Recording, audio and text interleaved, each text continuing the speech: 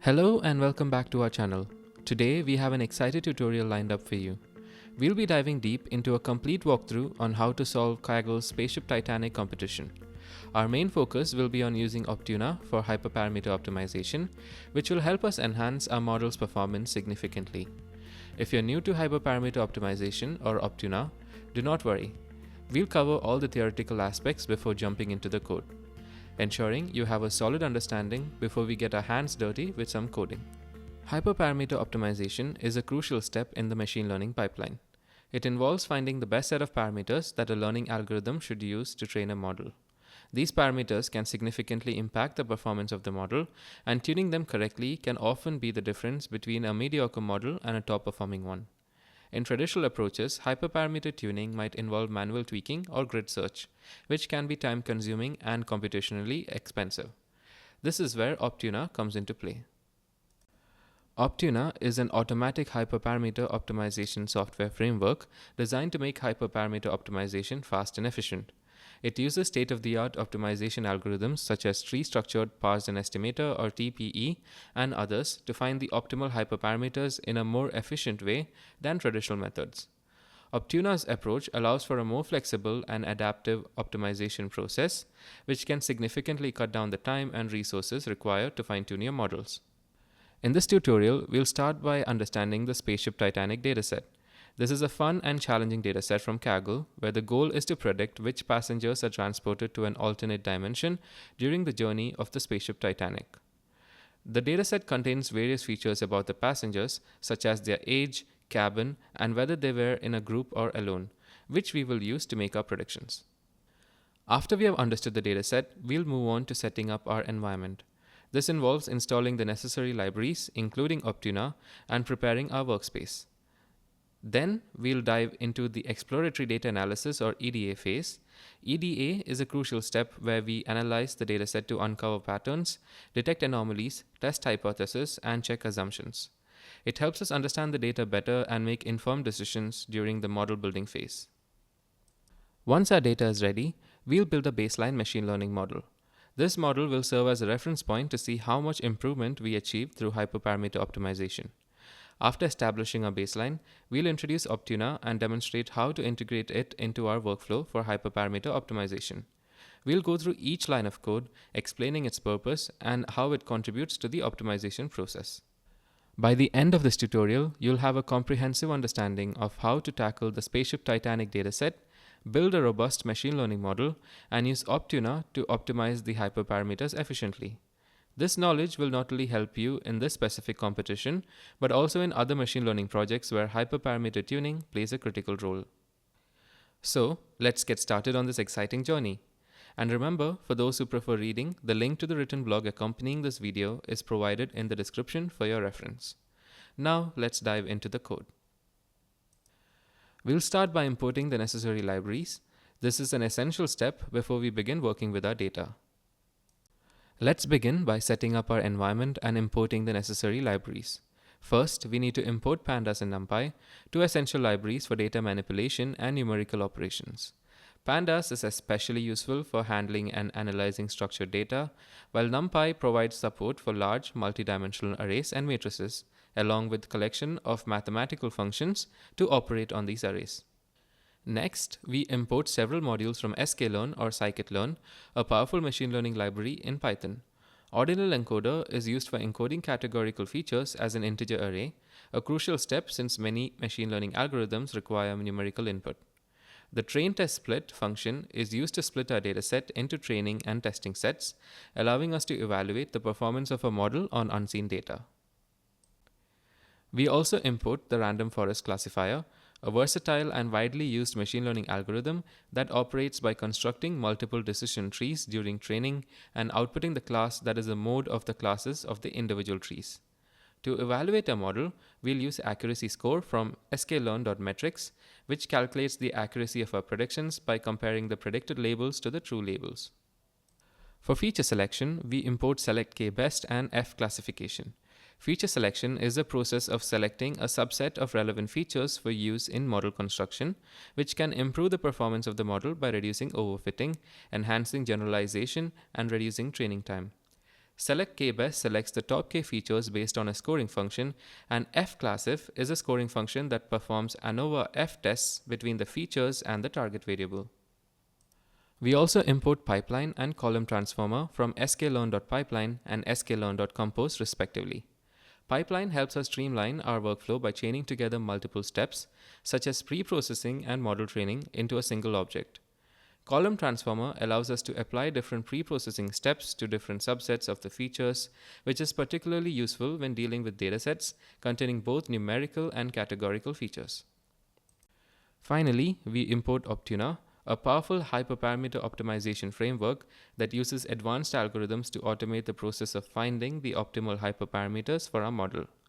Optuna's flexibility and efficiency makes it an excellent choice for enhancing the performance of our machine learning models.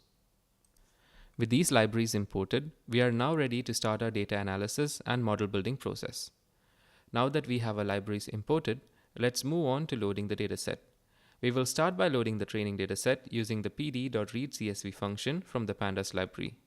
This function reads a comma-separated value CSV file into a data frame. Here, we specify the path to the trained dataset provided by Kaggle for the Spaceship Titanic competition. To get a quick sense of the dataset size and structure, we'll use the shape attribute of the data frame. This attribute returns a tuple representing the dimensionality of the data frame in the form of number of rows, number of columns. In our case, the dataset consists of 8,693 rows and 14 columns. This gives us an idea of the amount of data we have to work with and the number of features available for our analysis and model building. Next, we use the head method of the data frame to display the first few rows of the dataset. By specifying 2 as an argument, we limit the output to the first 2 rows. This allows us to quickly inspect the structure and content of the dataset. The columns include various features about the passengers such as passenger ID, home planet, cryo sleep, cabin, destination age, and so on. The transported column is our target variable, indicating whether a passenger was transported to another dimension. The sample output shows 2 rows of the data with 2 different characteristics. For example, the first passenger identified as 000101 is from Europa, does not require cryosleep, is not a VIP, and has 0 expenses on various amenities. This passenger is not transported to another dimension, as indicated by the false value in the transported column. In contrast, the second passenger 000201 is from Earth, also does not require cryosleep, but has spent some money on amenities like room service, food court, shopping mall, spa, and VR tech. This passenger is transported to another dimension, indicated by the true value in the transported column. This initial exploration helps us understand the type of data we are dealing with, the format of the features, and the diversity among passengers. It sets the stage for more detailed analysis and pre-processing steps that we'll undertake to prepare the data for model building and hyperparameter optimization. Next, we move on to the crucial step of data pre-processing, which ensures our data is clean and ready for model training. First, we handle any missing values in the dataset by using fill_na method from pandas. Here, we replace all missing values with zeros, ensuring that there are no gaps in our data that could cause issues during model training. We then drop the passenger ID column using the drop method, as this column serves as a unique identifier and do not provide any useful information for our prediction task. By removing this column, we simplify our dataset and focus only on the relevant features. Since some of the columns may contain mixed data types, we convert all such columns to strings.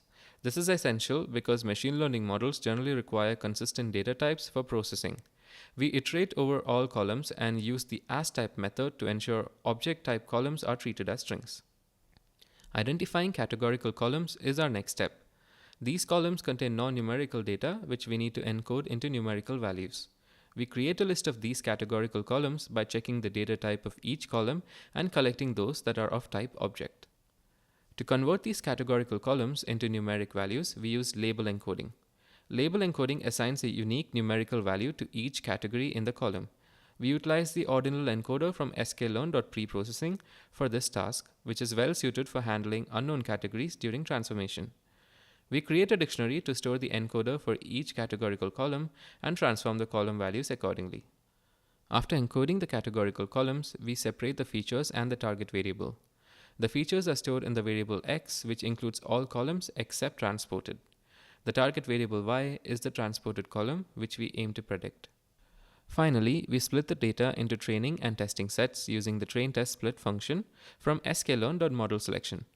We utilize 20% of the data for testing and use the remaining 80% for training our model.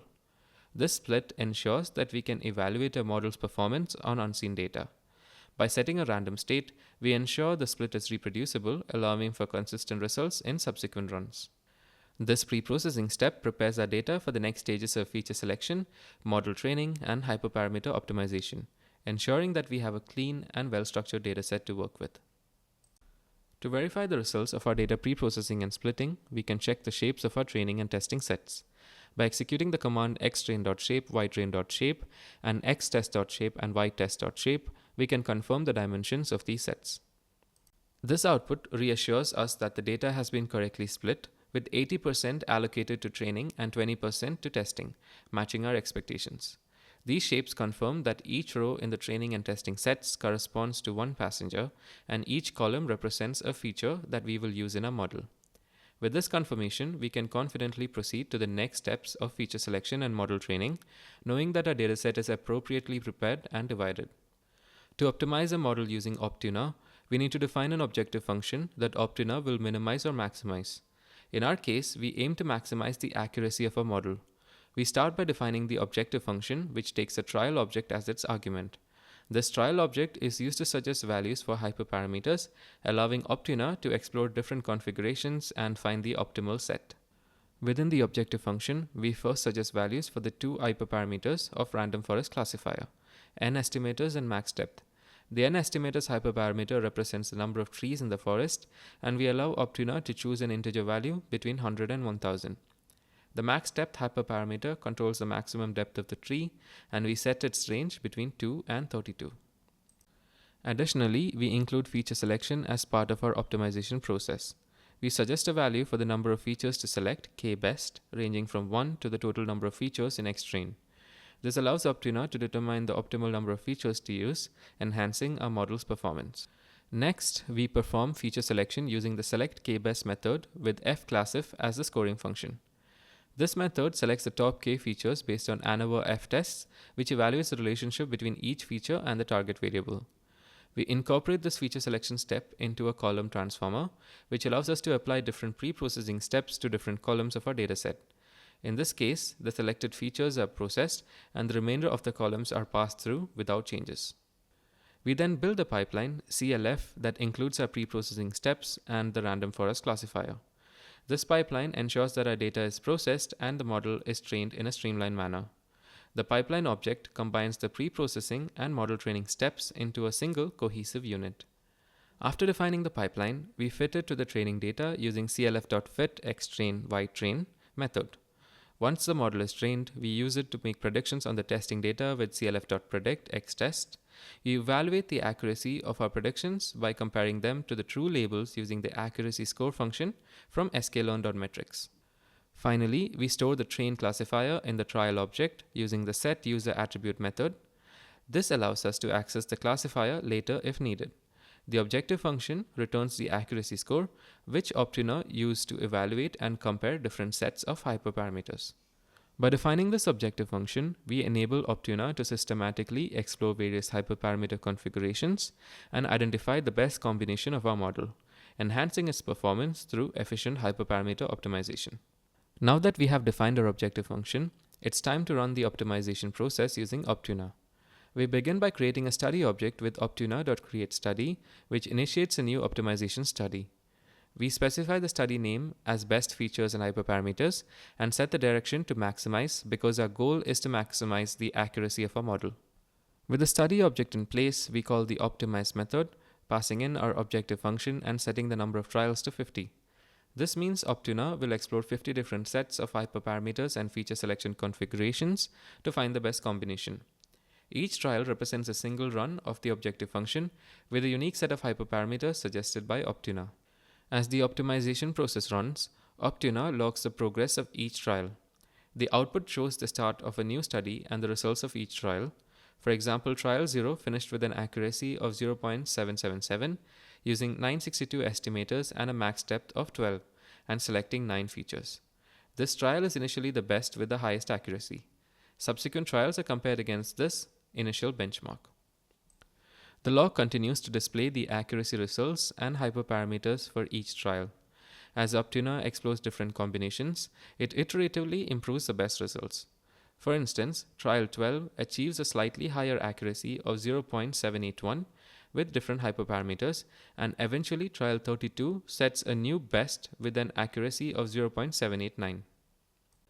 This iterative process allows Optuna to efficiently navigate the hyperparameter space, leveraging advanced optimization algorithms to hone in on the most promising configurations.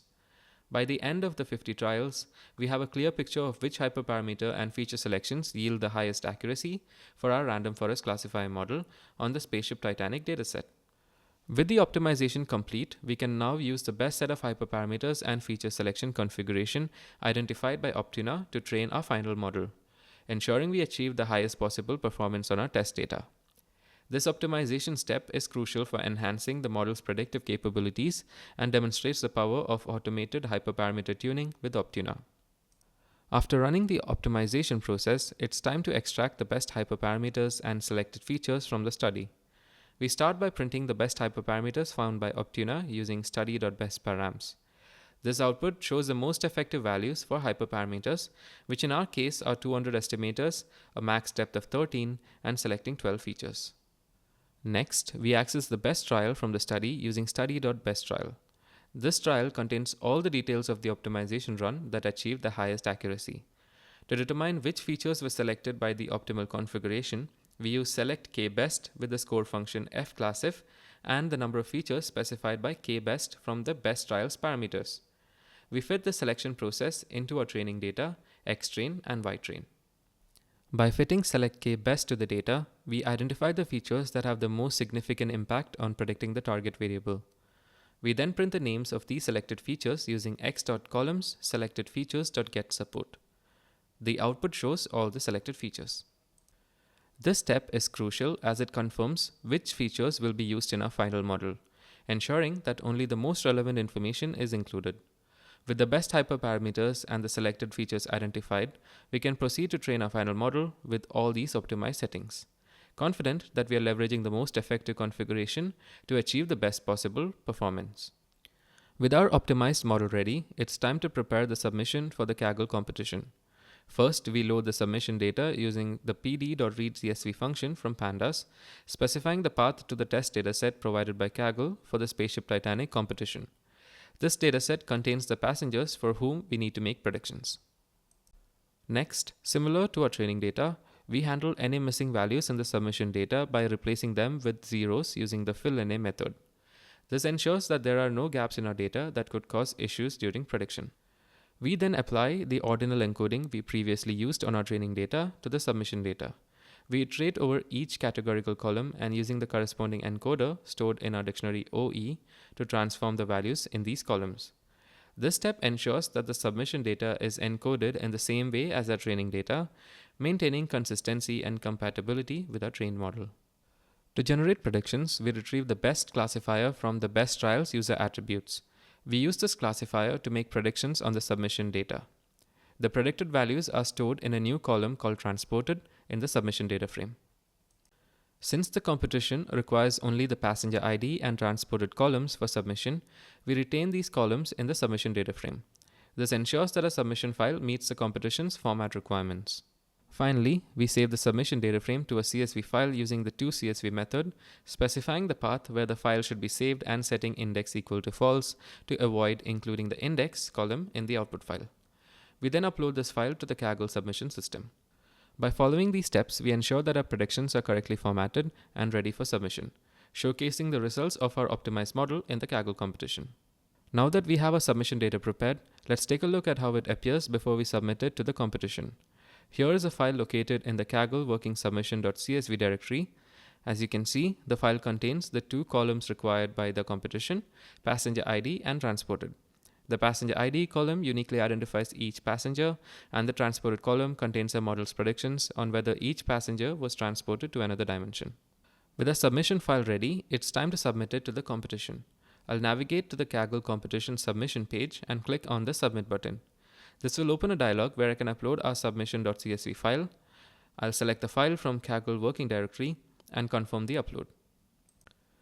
After uploading the file, Kaggle will process our submission and provide us a score based on how well our predictions match the actual outcomes. This score will give us an indication of our model's performance relative to other competitors. Remember, this score is crucial for determining our rank in the competition. After submitting our CSV file to the Kaggle competition, I'm excited to share that we received a score of 79.611% accuracy. This score reflects on how well our model's predictions match the actual outcomes for the passengers in the test dataset. This is a solid result and demonstrates the effectiveness of our model and hyperparameter optimization process using Optuna. While there is always room for improvement, achieving nearly 80% accuracy on a challenging dataset like the Spaceship Titanic is a great accomplishment. I encourage you to keep experimenting with different models, hyperparameters, and feature engineering techniques to see if you can further improve the score. Competitions like these are a fantastic way to apply your machine learning skills, learn from others, and continually enhance your knowledge. As we wrap up this tutorial, let's recap on what we have accomplished. We started by understanding the importance of hyperparameter optimization and how tools like Optuna can significantly enhance our machine learning models. We then walked through the entire process of preparing the data, selecting the best features, and tuning our model's hyperparameters to achieve the best performance. We applied these techniques to Kaggle's Spaceship Titanic dataset and successfully created a robust prediction model. After running our model through multiple optimization trials, we identified the best hyperparameters and features, ultimately achieving a commendable accuracy of 79.611% on our submission. Throughout the video, we have seen the power of combining feature selection and hyperparameter optimization to create a model that not only performs well, but also generalizes effectively to new data. These skills are invaluable in any machine learning project, and I hope this tutorial has provided you with a clear and practical approach to apply in your own work. Thank you for joining me in this detailed walkthrough. If you enjoyed this video and found it helpful, please give it a thumbs up and consider subscribing to the channel for more content on AI, machine learning, and data science. Don't forget to check the video description for the link to the accompanying blog, which provides a written version of this tutorial with all the details and code snippets. Stay tuned for more exciting tutorials and projects. Until next time, happy coding and good luck with your machine learning endeavors.